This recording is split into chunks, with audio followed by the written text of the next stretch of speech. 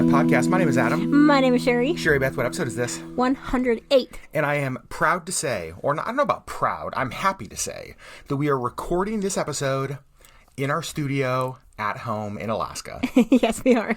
Because a couple of days ago, we did not know we were going to be able to record at home. Correct. We didn't know if we were going to be able to get home. Right. So, for those of you who follow along over on YouTube, we just got back from really an amazing vacation. Yes, we had a cruise to Mexico. We started out with a couple of days in California with some friends of ours, doing some amazing things. Yeah. And then we had our cruise, and then we were supposed to be there for one more day with our friends and then fly home. Did that happen? Nope. Sure didn't. Sure didn't. That's exactly what we're going to talk about in this podcast. We're going to tell you our whole flight cancellation story, tell you how it went, and hopefully this goes into, because here's the thing, flights get canceled all the time. This isn't an isolated incident. Right. And so just sort of how we approached it, how we tried to at least make the best of the situation. Yeah. What it was like for us dealing with our airline during something that's been all over the news. Yes. Pretty high publicized grounding. So let's start with kind of what happened. Like Sherry said, we were supposed to get off the cruise and basically have like a day and a half there in California. We're supposed to fly home. We're supposed to get back from our cruise Saturday morning, fly home Sunday night. Yep. Be home Monday morning, and then you were flying to Fairbanks for work. Monday evening. Evening, and it was all gonna work so well. It was supposed to be a well-oiled machine, just boom, boom, boom. It was not a well-oiled machine.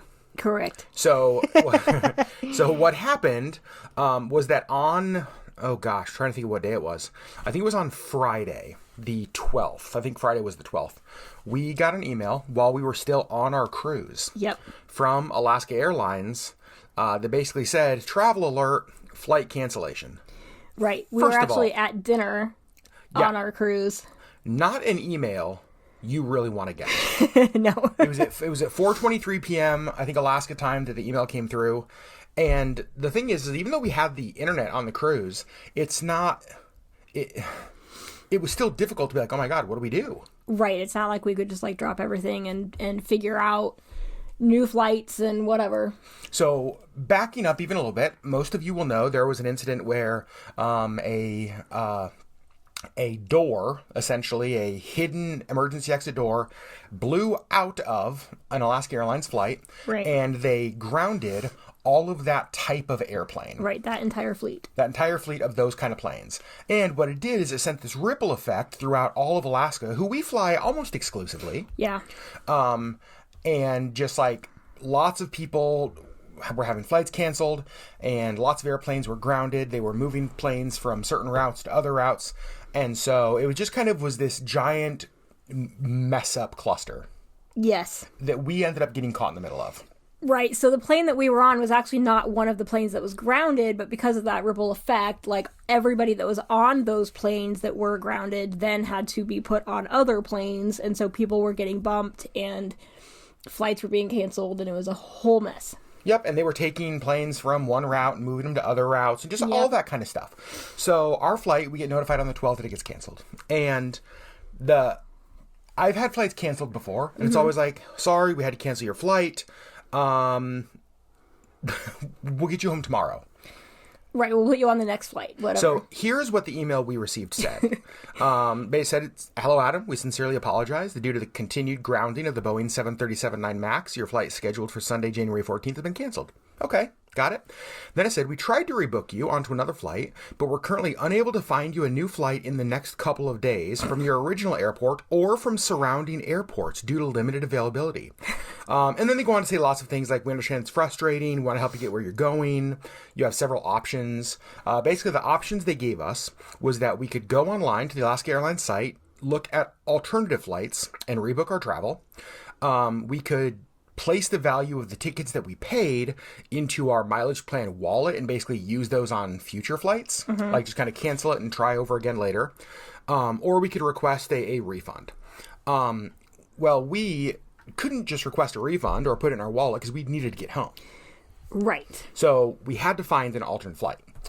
And that, I was so concerned when they said we couldn't find you a flight in the next couple of days. I was like, wait, what?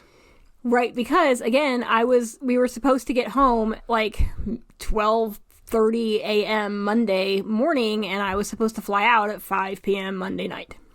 And so not getting home for the next couple of days was like, So, instantly we knew it's like, we have a problem. Right. But we're on a cruise ship trying to still enjoy the last, like, day and a half of our vacation, right? Right. And not letting it ruin that, but also kind of like, what are we doing? What do we do? So our first step actually was to message the Hansen family that we were staying with, that we were planning on staying with, and said, so, question. Could we be there more than the one night we had planned? And I will say, we're going to talk a little bit about like how fortunate we were with this whole situation, but they were like, stay as long as you need. Yep. Which was amazing. And I'm so grateful. Oh my goodness. Yeah. If we would have had to also try to struggle to figure out hotels and all that other stuff. Anyway, we'll touch on that more. Right. So, we don't know when our flight's getting rebooked. Mm-hmm. So I kind of went online as best as I could on the ship's Wi-Fi, and the first flight out I found, I saw like a flight earlier on Wednesday that had like, I don't know, like an 18-hour layover, and I was like, that's not going to work. Like, this was the worst. Right. And it was currently scheduled on the kind of plane that had been grounded. I was like, well, that flight's not going to happen, so I'm not going to book that. Right. So we were able to get a flight booked out for late Wednesday night that would get us home on Thursday. Mm-hmm.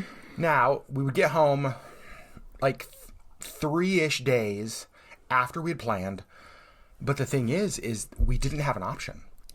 Right. I mean, there weren't any other flights. Like, that was it. There weren't any that were flying out any other time on Sunday to get me home on Monday in time for my flights. And it wasn't just Alaska Airlines, because what had happened is that all of the Alaska flights that had been canceled, you now have all of these people that were trying to travel that had more notice than we did, mm-hmm. and they had filled up all the other flights. So we were looking at other airlines to get us home. We were looking at, like, are there any strange routes? Like, could we drive to Las Vegas and then get a flight to Anchorage? Could we... Right, for a hot second, we're like, could we literally drive home? We did have some of that. We're like, okay. From California to Alaska. And then What's we're the like, driving time? The Alcan in January, maybe not. Not going to happen. But, like, we were trying to think of anything we could. Right. Because, like, it was just so backed up.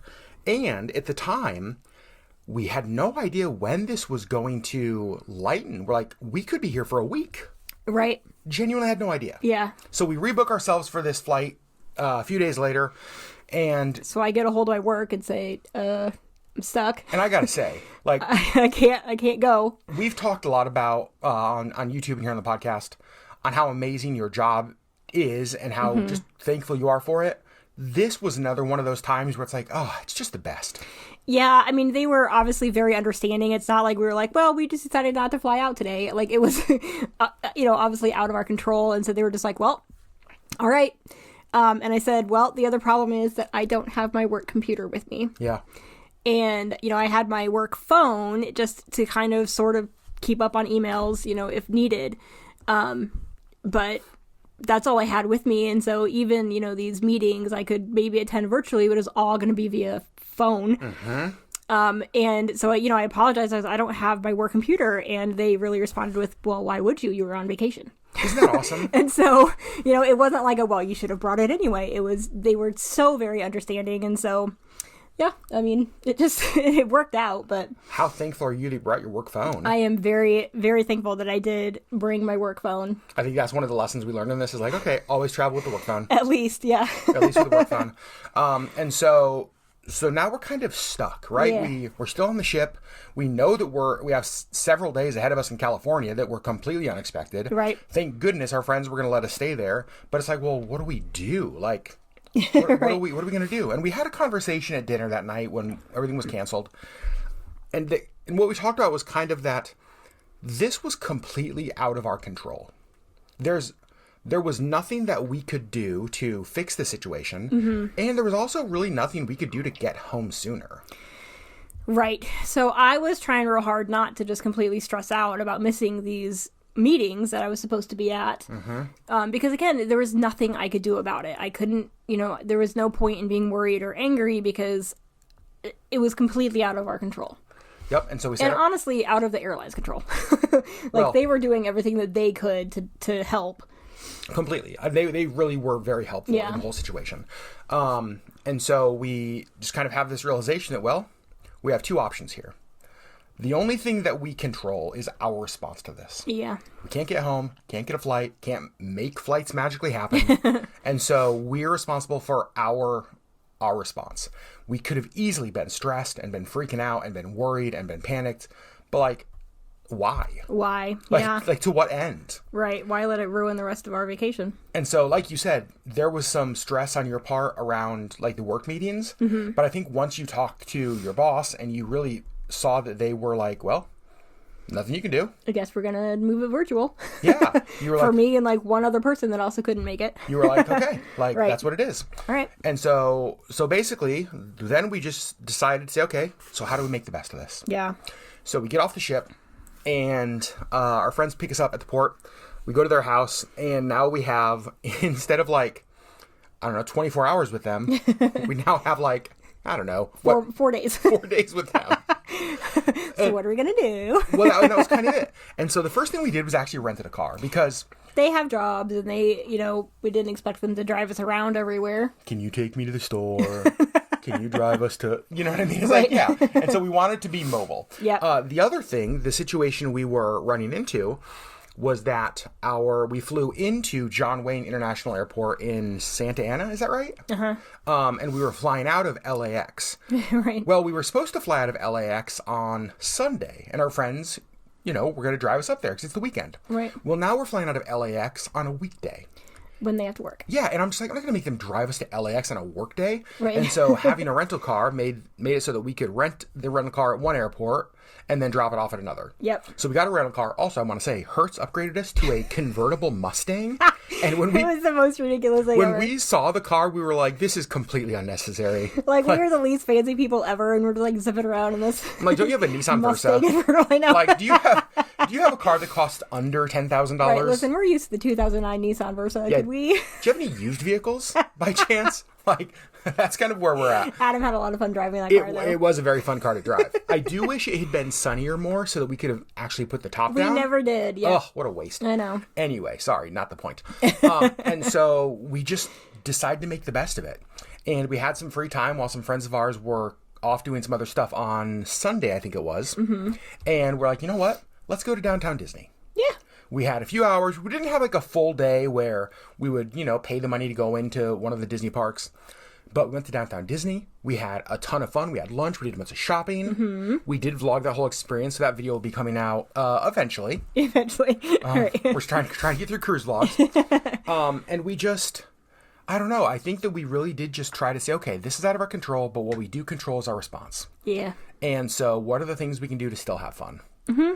And we, we went and got coffees. We went shopping with our friends. Mm-hmm. We were able to help them out a little bit and take their daughter to work and pick her up from work one day. Yep. Mm-hmm. Yeah, exactly. And so it was just, it was also really nice because we didn't do a ton of stuff those last few days because you were still doing your work meetings. I was in work meetings. Yep. And what that did for us, we actually talked about this on the flight home, is that we were actually more rested getting on the plane at LAX when we finally got our flight home than we were when we got off the cruise Saturday morning. Right. And I think it's because we had those few days at our friend's home to just kind of just be. Kind of just hang out and rest. Yeah. We and we watched were able TV to shows. sit in the sun for a little bit. And Actually, it was really funny because Sherry was taking her work calls on, it was just like Zoom or Teams. yeah. And On so, their back patio in the sun. well, what was so funny for me is I was inside editing videos and stuff, and every now and then I'd hear this deck chair scooch across the concrete patio. I was moving back into the sun. No, I know. And so it's like the shade was encroaching. you were following the sun and dragging your chair. And it was so funny. I was like, oh my gosh. It was great. And so eventually, Alaska Airlines. I will say this. So we go to the airport late Wednesday, and I'm still expecting our flight to get canceled. There were still a ton of flights. There's still, as we're recording, this flight's getting canceled. Right. Yeah. I mean, even our friends were like, we'll see you for dinner. Yeah. You're going to go to the airport and then you'll be right back. And so we did not expect the flight to go out. I mean, after several days of no flights opening up, things not looking better, we thought, who knows how long we're going to be here. Mm-hmm. So we get to the airport and our flight actually goes out. It was a completely full flight. Yeah, and I had heard a number of people. So we went to the Alaska Lounge before our flight. And I heard a number of people in the lounge talking about, like, how many days have you been here? How many days have you been canceled? Right. How many flights have you had canceled? And so it was kind of this, we were all in the same boat. Even the flight attendants were like, how long were you here? Yeah. Like when we got on the plane. And that was one of the things. So we bought some C's candy Yeah. to give to our flight crew on the flight home. And you could just tell, again, we fly a lot. You could tell by the look on their face and just by their reaction that, like, they've had a rough week as well. Right. And again, it's not their fault. It's not like the flight attendants were like, you know what we're going to do is screw up everybody's flights. Of course not. But yet, Like, they're just trying to show up for their job, too. but yet people are taking it out on them. Because it's the face they see. Oh, it's the worst. Yeah. Don't do And that. Don't be that kind of person. But eventually, not their fault. we did make it home. So We did. there's some things that happened kind of during this that we are just really thankful for. Yep. And we were talking earlier today even about how fortunate we feel in this situation that, you know, we get a notice of cancellation and we're in the middle of the ocean. Right. I'm thankful that we have friends who are just like, stay as long as you need. Yeah. And here's the thing. I actually think they meant that. I do too. I mean, I really, truly, if we were like, we're grounded for 2 weeks, they'd be like, okay. I think they would. Yep. You know, and we were also talking about how hard this situation must be. We were fortunate to have those friends. But imagine if you're in a city where you don't know somebody. You don't know anybody. You maybe don't have the funds for a hotel and For a car multiple rental nights. and extra food and right. So- I know, we're very fortunate. So what we were told by Alaska Airlines, because a lot of people have asked, you know, are they reimbursing you for this? All this kind of stuff. What we have been told is that they were reimbursing hotel and food. Well, here's the thing. We stayed with friends and they have food. Right. And so, like, for us, I don't really know what Alaska Airlines will reimburse or what they'll do. But I'm not really expecting anything. I mean, Sherry missed work meetings. We missed some. You missed some work hours. And so it definitely was an inconvenience without question. Right. But at the same time, we're not out $1,000 in hotels. We're not out, you know, all of this money on food because, again, we had community that just welcomed us in. Right. Yep. Which was so cool. Yeah. So I don't know what reimbursement for us will look like because I even saw some people in some of the forums that were like, Alaska's reimbursing, go stay in a nice hotel. And I'm like, nope. Like, no, we're staying with friends. We're staying with friends. Yeah. And I mean, yeah, so we don't really have a lot that we can reimburse. I do wish that it was like, you know, the time off work and stuff because I really only got paid for the time I was, you know, tuning into the meetings because I didn't have my computer with me. So I couldn't even do any of my other work. Yep. On any of the other like downtimes. So yeah. That was annoying. That was kind of annoying, but I don't know. Again, we are fortunate that we were okay. So I'm glad we had somewhere to stay. I'm glad that we had amazing friends who were willing to feed us and you guys continue to put us up. we discovered some things that we absolutely love. They turned us on a couple shows. Yes. We are now obsessed with the show. Is it The Trader or The Traders? The Traders. The Traders. It's a reality show on... Trader as in Traitor. Yes. Not Trader like Trader Joe's. Or traders as in like beaver pelts. Right. Raised in Alaska. And it's on Peacock. And, oh, you guys, we're hooked. Here's the thing. We've never seen any of the reality shows that these contestants are from. Doesn't matter. We're absolutely hooked. We don't watch any like reality shows ever, but it's a conglomerate of people from different reality shows. It's so good. It's so good. The other show... People get killed off every day. Not It's literally. amazing. Not literally. We should probably clarify. The other show we watched was Jury Duty. Yeah. What? That was crazy. I don't know if you've seen it. It's this show where... I don't remember what platform it was on. Where basically this... Freebie through Amazon or something like that. Yeah.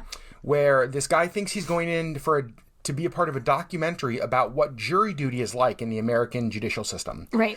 But everybody in the entire jury, the courtroom, the entire show, everybody is an actor except for him. Including James Marsden James Marsden. You guys. It was phenomenal. It was so funny. And again, like, you know, it's semi-scripted. Like, they had ways that they wanted the show to go, but they don't know his reactions because he doesn't know he's acting. He doesn't know he's a part of this. He doesn't know that he's a part of this, like, scripted show. In some ways, it had real life Truman Show vibes. Yeah. And it was so good. I think there's 8 episodes. We binge watched it with our friends one night. Yeah. And that was like all 4 hours, because they were about half-hour episodes, and we were like, we need to just plow through. And those are the things that I like. There were gifts for us in having our flights canceled. Yeah. Now I do feel really bad for people that were trying to make like funerals or weddings or, you know what I mean, like giant life kind of things. Right. Or people that didn't have jobs that were very understanding. And well, that's the thing. Is like I would have rather like them continue to bump us and let those people go first. Right. You know, so get the people who we were okay. We were okay. Yeah, we had a safe spot to land. Yeah. Overall, I feel like, so I have been a member of the Alaska Airlines mileage plan, I think for 26 years. And I am normally elite status with them. I fly a ton on them. And I have actually felt like the way they've handled this is like, I have no complaints. Right. It happened. And that's the thing is like this stuff happens. And, you know, I would much rather them ensure that their fleet is safe to fly. Right. You know what I mean? Than to put people on planes that may or may not make it. Here's my question for you. Mm-hmm. So we got on our flight last night. Yeah. After, you know, a high profile hole blows into a plane mid-air. Right. And our seat was one row in front of the exit row. Right. So it's like you look back to the right and there's like a door there and it's like, okay. How did you feel? I mean, I'm naturally a worrier. What? So I was a little bit nervous, but I also, I mean, how many flights have I been on in my life? Hundreds. And so, you know, I have personally never had an issue on a flight. Mm-mm. And the likelihood of me having an issue on a flight is very low. Yeah. That percentage is extremely low. And so, like, I know that. And I know, you know, going into flights after something like this has happened, I could have let it just scare me from ever flying again, or I can just be like, well, I also get in cars every day. Yeah. And I've been in multiple car accidents, one of which probably should have killed me. Right. You know, like, but I didn't. And so, like, I don't know. I can choose to let fear, rule my life, or I can just not. And so I got on the flight. Because? And I was a little bit nervous, you know, obviously, but, like, I always wear my seatbelt, you know, yeah. You know, and I don't know. It was okay. Because the only thing you're responsible for is my response. Is your response. Reaction. Yeah. So, yeah, I mean, I never enjoy travel. I like being different places. I don't like getting different places. Mm-hmm. And that's just sort of a across the board thing. So, it was just one more flight. I'm just glad we made it. I'm glad we made it too. We're back home, which is awesome. Mm-hmm. The only thing that changed for me, I wasn't really nervous getting on the plane. I will admit something here that, like, for flight attendants who may be listening. I did not know. Yeah, for flight attendants who may be listening, next time you see me on a plane, just come slap me in the face. I normally wear my seatbelt, but there's a lot of times that, like, I'll sit down and I almost always buckle up at first. But sometimes I will, like, if I get up to go to the bathroom or if I move around, I might unbuckle it and then just, like, not buckle it again. Or if, like, once the turbulence starts, I buckle my seatbelt, right? That kind of thing. But I'm not I am completely strapped in. I know, horrible, I get it. That has changed for me. Right. Like, after reading what that flight was like for the people, like, a shirt got sucked off that kid. What? Right, and if he hadn't had a seatbelt on, he would have been sucked I promise you, from now on, when my butt is in that seat, my seatbelt's on. I might even bring a second seatbelt, or a third. Who knows? Like, can I just have, like, 6 just to make sure? Can you strap me in like I'm a crazy person, please? Like, please? And I did not know that. I always have my seatbelt buckled. Yeah, I tend to not. And I think some of that is that I've just gotten too comfortable in that space because of how much I've traveled. Yeah. Where it's just like, I've been in really, really bad turbulence and still was fine. Fortunately, I've never been on a plane where anything like that had happened before. Mm-hmm. But it's like, oh yeah, it kind of brought it front of mind to me to like, okay, I've gotten a little bit lax. I can be a little bit better. I just realized I lied a little bit. Okay, liar. What'd you lie about? Well, on flights like to and from Fiji, when it was like an 11+ hour flight and we tried to sleep and like laid across rows because there were 4 people on the flight. And we each had like our own row. Yeah. I don't wear a seatbelt because I'm laying down. Right. Across a row, which is also not, you're not supposed to do that, but they weren't telling anybody they couldn't because there were so few people on the flight and it was overnight and it was 11 hours and it was just obviously people are going to try to sleep. So, but yeah, like I mean, honestly, I'll rethink that decision. Interesting. I hadn't thought about that. Mm-hmm. On empty flights, like laying down where you're not buckled in. Right. Jeez Louise. Yeah.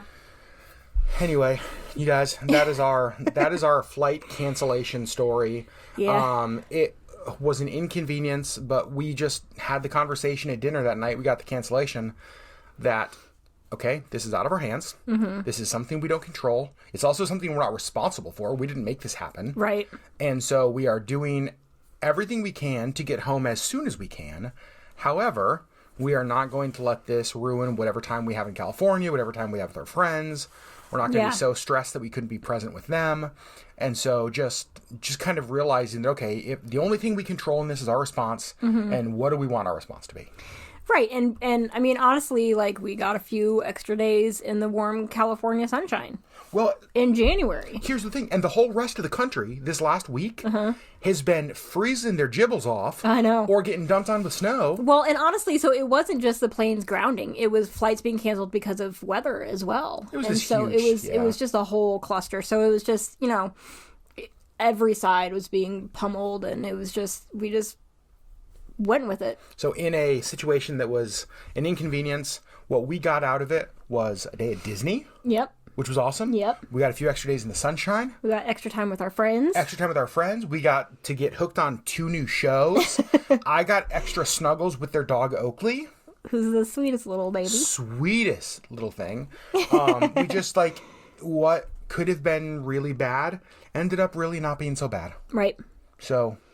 Yep. My work, again, like pivoted really well and really easily for me and they just made the meetings virtual. And it was literally like me and 1 or 2 other people in these virtual meetings, including the person presenting. So it was like the person that was there with their computer and then me and like 1 other person. Yeah. And I love that your but work. I'm glad that they did that, you know, because I was still able to attend my meetings and get what I needed out of it. Yeah. They were willing to call an audible in order to accommodate you and the other person who got caught in the middle of this craziness. Yep. So friends, there you go. Sherry, is there any lesson you learned from this whole flight cancellation thing? I mean, I think it's a lesson that, you know, it's kind of something that I feel like something you always are learning, but life throws you curveballs and it's always up to you to decide how you're going to react. Some things are just out of your control and you can let it ruin your day or your week or your month or your year, but like that's entirely up to you. I think my lessons were, number 1, we should always travel with our work phones. At the very least. At the very least, work phones. Because, like, I'm glad you didn't have your work laptop. Yeah. Only because I think that that speaks to maybe an unhealthy connection to work if we're always having our laptops with us. Yeah.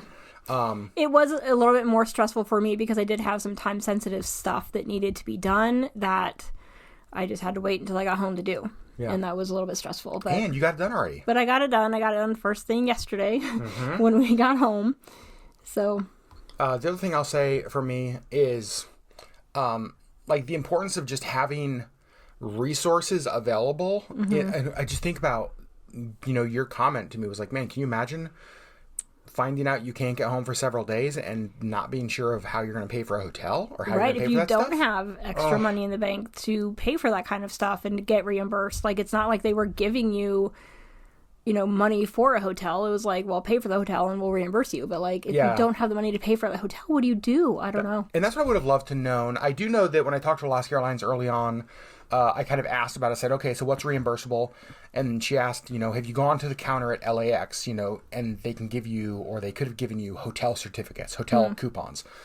But we knew our flight was getting canceled a day and a half in advance, so we obviously didn't go to the airport.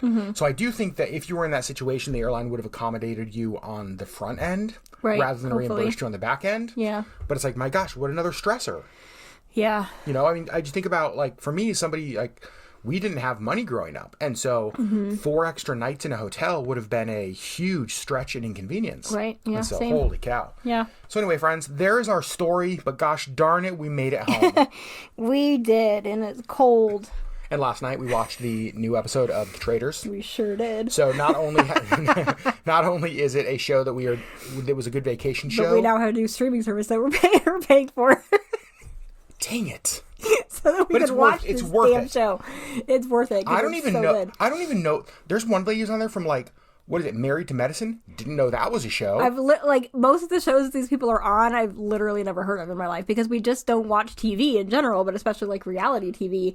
And so, like, I don't even know these shows that people are from. And here's the thing. Okay, but I don't care. We're getting off track now, and I don't even care a little bit. So apparently there's 100,000 episodes of The Real Housewives. And it's gotten to the point where I actually don't know if they're joking about the cities because they're like The Real Housewives of Salt Lake City. I'm like, that's got to be a joke. Of Podunkville. Oh, that's nowhere. real? Like, I know. The Real Housewives of... You know what I mean? And it's like, wait, they actually have that one? Like, at what point... Why? At what point do we just stop? Never. Apparently Never. not. They're just going to go to smaller and smaller cities until they literally have, like, Santa Claus, Indiana. Real Housewives of Santa Claus, Indiana. But see, here's the thing. I'd watch that show. I'm much more interested in The Real Housewives of Santa Claus, Indiana than Salt Lake City, Utah. I guess so. You know, because that sounds awesome. Oh, man. Friends, we love you. Here's the thing. We don't have any questions for you this week. You know, a lot of times on our podcast, we'll say, you know, let us know your question. That kind I of do stuff. have a question. Hey, okay, so everybody, we have a question for you this week. I'm just Apparently. curious if anybody else was affected by this that's listening to this. Was anybody else grounded? How was your grounding experience? Yeah, how'd that go? How'd that go? Good. You're so smart. Thanks. I'm going to kiss you as soon as this podcast is over. Okay. All right. So yeah, go over to YouTube, search the LeggLife podcast. I do want to say thank you. 700 subscribers over there, you guys. Whoa. Super cool. Yay. I freaking love doing these podcasts. And let us know your grounding experience. Were you affected by weather, affected by the shutdown? How did that go for you? Let us know. Yep. And friends, we will see you next week on the LeggLife podcast. Bye.